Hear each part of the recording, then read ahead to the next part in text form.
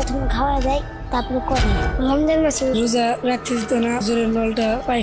মাদ্রাসায় যৌন নির্যাতন রোধে কমিশন গঠনের প্রস্তাব শায়েখ আহমদুল্লাহর। মাদ্রাসা ভিত্তিক আবাসিক প্রতিষ্ঠানে যৌন নিপীড়ন ও অনাচারের অভিযোগ বন্ধে বাস্তবমুখী পদক্ষেপ নেয়ার আহ্বান জানিয়েছেন ইসলামী বক্তা শায়েখ আহমদুল্লাহ।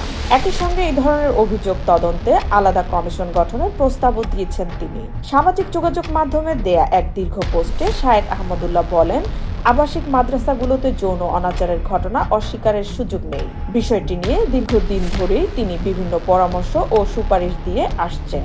তিনি জানান, বর্তমানে হজ সফরে থাকলেও দেশে ফিরে এই বিষয়ে বিস্তারিত প্রস্তাবনা উপস্থাপন এবং কাজ করার পরিকল্পনা রয়েছে।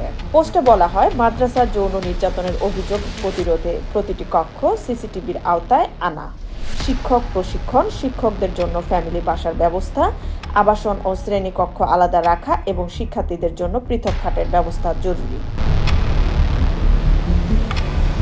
এছাড়া মহিলা মাদ্রাসায় পুরুষ শিক্ষক বা স্টাফ নিয়োগ না দেওয়ার পরামর্শ দেয়া হয়েছে।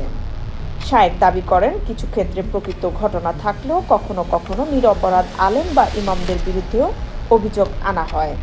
উদাহরণ হিসেবে ফেনীর একটি ঘটনার কথা উল্লেখ করা হয়। সেখানে ফরেনসিক পরীক্ষা অভিযোগের সঙ্গে স্থানীয় ইমামের সম্পৃক্ততা পাওয়া যায়নি বলে দাবি করা হয়েছে। পোস্টে আরও বলা হয়, দেশের বড় ও পরিচিত মাদ্রাসাগুলোর তুলনায় অনিয়ন্ত্রিতভাবে গড়ে ওঠা ছোট আবাসিক মাদ্রাসাগুলোতে এ ধরনের অভিযোগ বেশি শোনা যায়। এই অবস্থায় আলেম ও বিশেষজ্ঞদের সমন্বয়ে একটি তদন্ত কমিশন গঠনের প্রস্তাব দেওয়া হয়েছে। অভিযোগ উঠলে কমিশন ঘটনাস্থলে গিয়ে তদন্ত করবে এবং অভিযোগ প্রমাণিত হলে অভিযুক্তকে বিচারের মুখোমুখি করার পাশাপাশি ভবিষ্যতে কোনো প্রতিষ্ঠানে চাকরি না পাওয়ার ব্যবস্থা করার সুপারিশ করা হবে। মাদ্রাসা শিক্ষা ব্যবস্থার ভাবমূর্তি ও জন আস্থা ধরে রাখতে কার্যকর উদ্যোগ এখন জরুরি হয়ে উঠেছে বলে জানিয়েছেন তিনি। বাংলার কণ্ঠ নিউজ।